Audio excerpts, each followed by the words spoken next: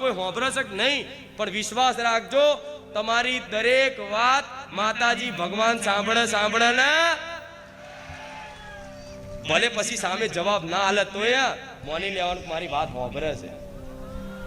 અને ક્યારે તમે આ વાતનો વિશ્વાસ કરશો તો ક્યારે ભગવાન તમને છોડશે. અને તો ક્યારે એને ભગવાને તો ક્યારેય મનુષ્યને છોડ્યા નહીં. જે છોડ દે તો આ પ્રાણ પંખીડું ઉડી જાય, રામ ન પ્યારા થઈ જાવ નહીં કહેતા? હા શું ખોટું? પણ હજુ તમે જીવિત છો, હજુ તમારી અંદર ચેતના છે, હજુ તમારી અંદર જીવ છે, તો ભગવાન હજુ એવું ઈચ્છે છે કે આ જીવ છે ને, આ મનુષ્ય છે ને, મને ભજી લે, મારું નામ લઈ લે, અને જીવનમાં ક્યાંક ને ક્યાંક સત્કાર્યો સતના માર્ગે આવી અને રામને ભજી લે. ભગવાનનો એ ઉદ્દેશ છે. એટલે ભગવાન ક્યાંક ને ક્યાંક કૃપા કરે છે ને, ત્યારે આવી બારેજા ધામ જેવું ધામ ક્યાંક તમને મળે છે.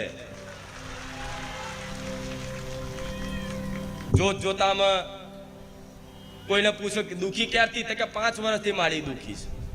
કોઈને પૂછું કે તું ક્યારથી દુખી, મારી 10 વર્ષથી દુખી છું. તો એને પૂછે કે 10 વર્ષ પહેલા સમજો દુખી તે 10 વર્ષ પછી હતા, તો કે મારી 10 વર્ષ પહેલા તો અમાર ગાડી બંગલા વાડી બધું હતું, પણ અત્યારે કશું રહ્યું.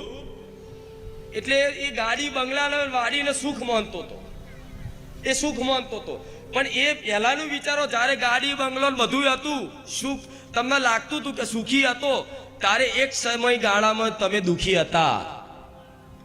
જેવું એ સમયગાળામાં તમે દુખી તો હતા જ, પણ તમને એવું લાગે કે જે જયો ને એ સમય સુખી હતો, અને અત્યારે જે છું એ દુખી છું.